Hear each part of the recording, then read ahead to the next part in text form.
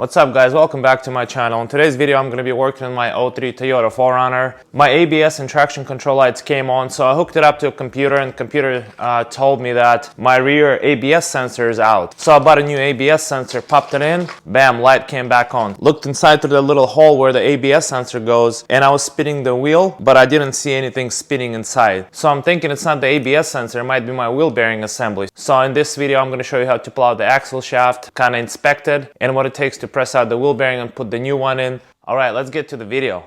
I'm gonna quickly jack up the entire rear axle.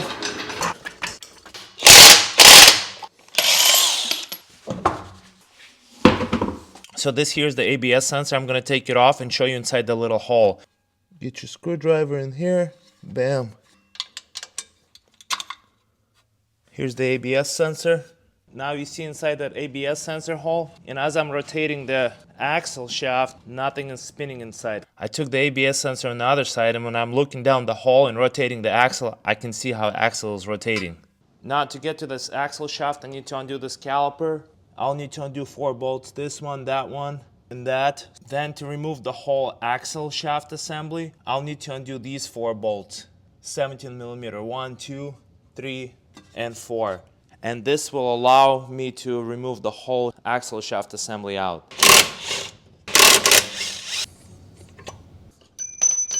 Next step is removing these 2 other bolts. Top bolt. Hang this caliper here again.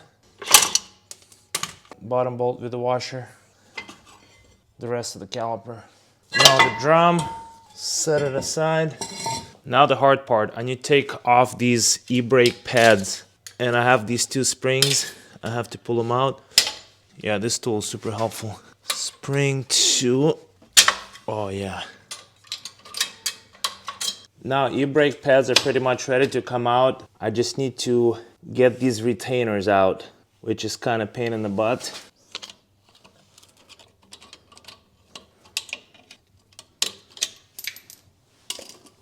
Yeah, taking this thing off is a challenge. Now this thing. Alright, I'm gonna do the same thing on this side. Alright, finally got the other side retainer. Carefully gonna disassemble this. You do have this e-brake cable that you'll have to disconnect, just like so. This is the bottom part of your e-brake pads. It's spring-loaded too. Now we need to get this e-brake cable out of the way. We need to undo this 10mm bolt, and this whole assembly should come right out. There's another 10mm bolt on the bottom. You gotta take both of them out. You're gonna be able to get this e-brake cable out of the way. We need to take off this brake caliper. I'm gonna pinch this brake line upstream with these vice grips. This way I don't get too much air into my brake system. Alright, I followed the brake line and pinched it all the way upstream where it becomes rubber line. Right.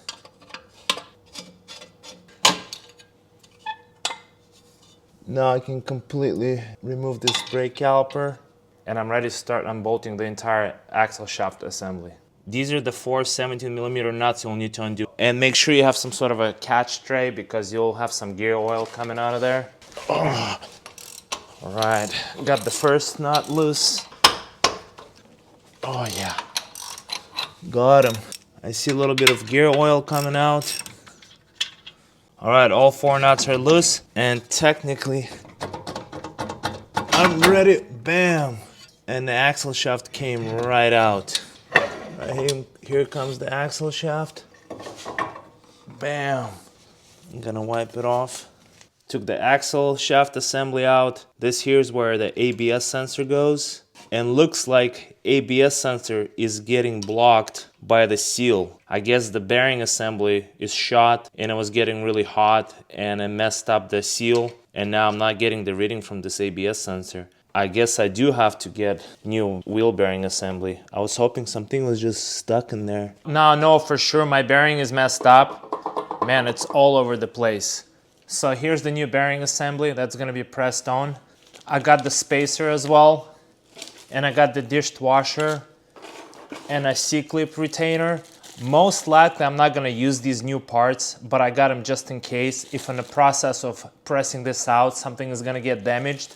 But all these parts are about $60 from a dealer. I also want to talk about this bearing assembly. I went to a dealer and got this bearing assembly for $500, but then I started shopping around to see if I can get similar quality part from somewhere else for cheaper. So I went to Napa, straight to their warehouse, and I got identical bearing assembly for $215. Then I start comparing both parts side by side, and both part numbers matched, and they were made by the same company, Koyo. Napa sold it to me for $215 and dealer sold it to me for $500. So if you guys want OEM good quality part, go to Napa and get it from there. Don't overpay at the dealer. The trickiest part about this job is pressing this old bearing assembly out and pressing the new one in. I would say I went to about 5 or 7 different machine shops and no one could do it. I was surprised. Then I went to a dealer, they said they'll do it for $180 plus tax. Then I went to another off-road shop who specializes in this kind of stuff. They told me it's gonna be $150 plus tax. And to me, that was crazy. I have decided to just buy my own 20-ton press, and I bought it used on OfferUp for 150 bucks. And then press is not the only thing. The trickiest part is you'll need this tool. You can buy this tool on eBay for $60, but it'll take about a week to get here. Or you can buy this tool on Amazon. That's what I did for $120, and it took 2 days for it to get here. This is pretty much the key to this job. This tool comes with this plate. It's super thick and durable, and this will fit multiple models like Toyota 4runner, Hilux, T100, and Tacoma. So you're gonna take this plate, mount it over this, and then this tube is gonna go over that, and you're gonna mount it onto here. Now you're gonna be able to press down on this axle shaft while you're holding this whole bearing assembly, and axle is gonna fall out. Now I have my own tool that I'm able to use and press out the bearings. And most likely I have to do bearing on the other side, so I'm gonna have to deal with the same problem. Before you're gonna start setting this plate down, make sure your ABS sensor is out because it's gonna be getting in the way. And you'll need to get this ABS sensor stud out. Just take needle nose wise grips, pinch it towards the very bottom, and it should just break loose. And you'll reuse this stud in your new bearing assembly. Throw this red plate on, and then hand tighten 4 nuts. You don't have to torque them down too much, just hand tighten it and that you should be good. And I forgot to mention, before setting this on, you'll have to remove the C retainer clip, and you can just use needle nose pliers, spread the C clip open, and it'll come out. All right, next step is you'll set this tube over the top, and you'll have these studs, and this kit comes with these washers and with these nuts. I would hand tighten everything. This is what your setup is gonna look like. You got this big red plate, you got this tube over here. Now we're gonna fit it in here. And this is pretty thick, because I read some reviews and people were saying it's kind of flimsy, but this tool is not bad. So I need to lower it a little bit. So adjust the tabletop of the press, and I think I'm gonna use these plates actually. All right, this here's your setup. Line up your press. Just move the axle around as needed. Guys, honestly, this is my first time doing any kind of press work, so I'm learning as I'm going. One of these bolts came out, so I think I'm gonna have to rebolt it actually. One of these nuts just popped completely off, which is crazy. I guess there was so much force on there. So I guess I recommend using original nuts. Yeah, because they sit really nice and snug. I'll use some WD-40 to spray everything down to help with the press process. You can't go wrong with WD-40. Let's do this again.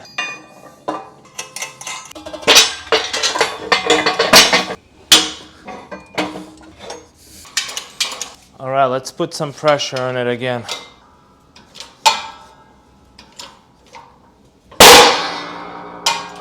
That was a loud bang. Yep, looks like it's coming out. So once you hear a super loud bang, just keep pressing. Once you're gonna feel very little resistance, that's when you know. Yep, it's out. Wow, praise God. Look at all the balls from the bearing. That's when it drops.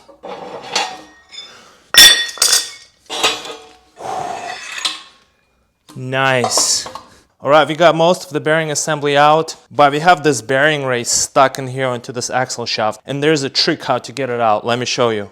The best way of getting this bearing race out of here is using this bearing separator tool. You can rent it at AutoZone for like 60 bucks.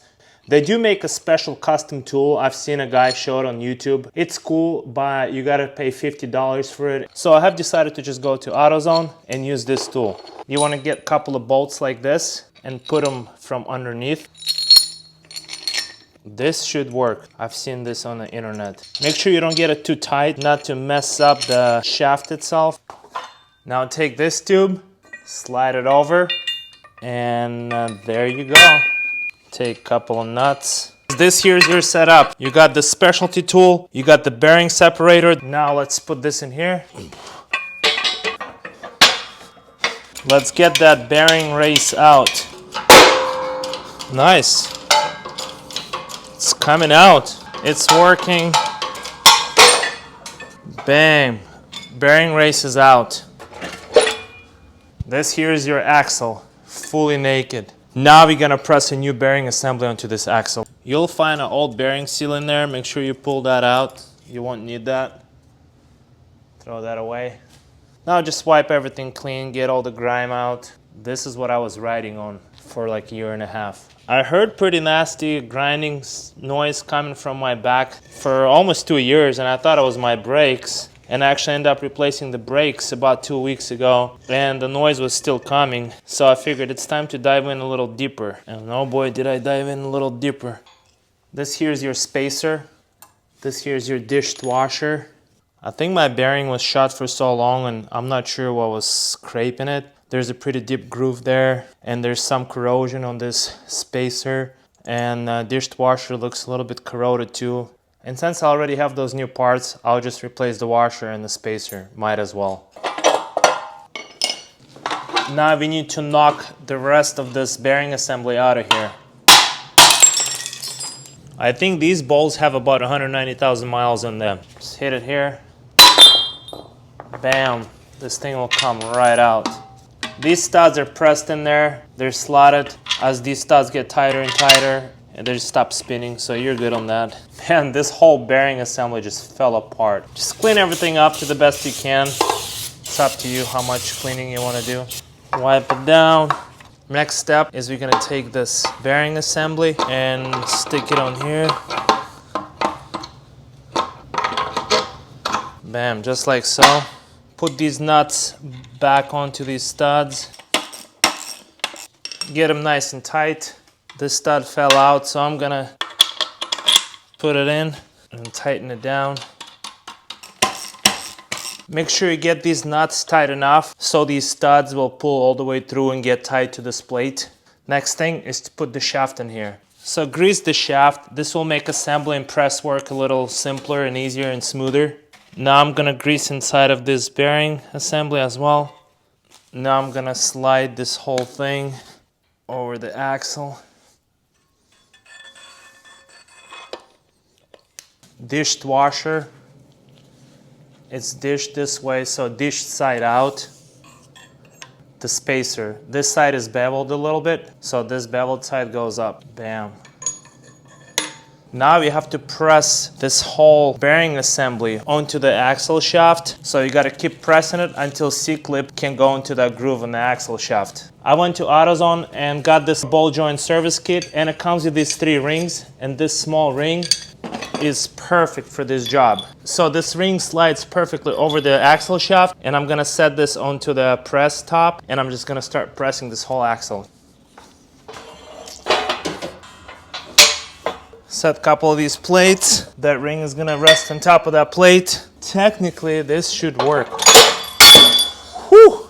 I also went to a plumbing aisle in Home Depot and got this coupling, and it fits perfect. It's a little wider, so I'm gonna try to use this instead. Here's up closer look. I have this plumbing coupling pushing down on that spacer, and that spacer is gonna be pushing down on that washer and driving this whole thing onto the axle. And I'm just using this 27mm impact socket, and it's gonna be pushing down onto the axle. And this is solid cast iron. All right, let's give it a shot. By the way, I highly recommend these headlamps. They sell them on Amazon for like $13. LED, lasts a long time, rechargeable. These things are awesome.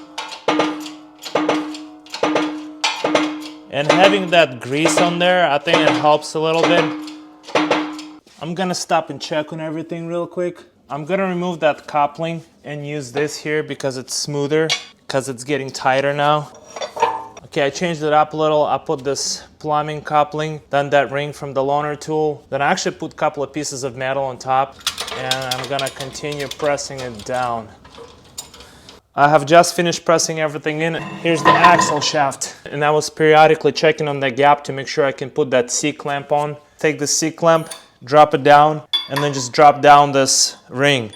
Just keep dropping down that ring, or just hit it down real good until the C-clamp is just gonna fall into that groove. Next step is to install new axle seal, axle O-ring, and slide that axle shaft in there. Also, don't forget to reinstall this ABS sensor stud. Make sure your ABS sensor goes in nice and smooth. It's not hitting anything. Perfect. To remove old axle seal, I just use my channel locks and just pried that axle seal out of there. Then I used this old bearing race and hammered the new axle seal into the axle housing. And it worked really well. Then I took off the old O-ring and installed a new O-ring around the axle housing, so it looks nice and clean. I did put a bunch of grease all around the axle housing and in the axle seal. Now let's slide the axle shaft in there. Nice and easy. Don't force anything.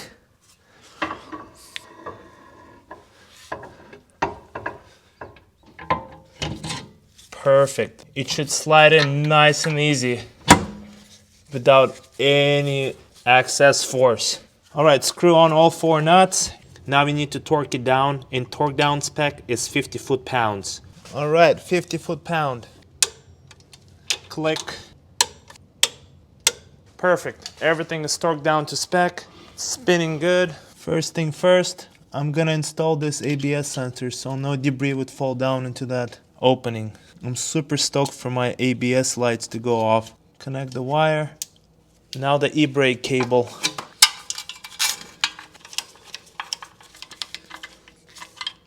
E-brake cable is bolted on. All right, next is the most painful process, e-brake pads. Spring on the bottom side, on the inside of the pads. It's a rough business over here. Guys, there's no easy way of putting these e-brake pads on. Bam. Little rebellious pin through. Bam, once you get a hold of the pin, you can try to hold this with a screwdriver. I'm gonna, bam, got it. Next step is the rotor. Now the brake caliper bracket. 2 bolts, torque them down to 77 foot-pounds. 77. Now the brake caliper and 2 bolts at 65 foot-pounds. 65. All right, now the brake line.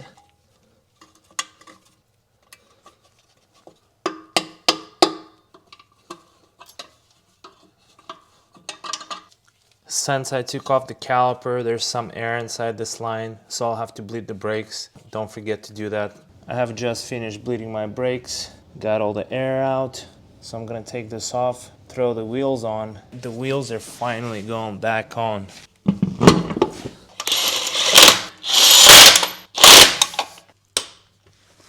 $83 foot-pounds.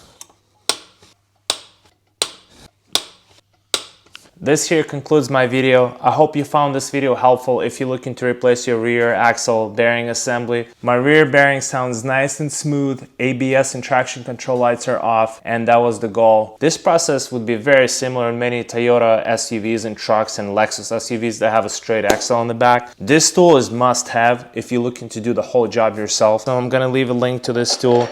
Make sure you rent this tool, bearing separator, and get this ring as well from AutoZone Loaner Tools. May God bless you guys. I really appreciate your support, and until next video.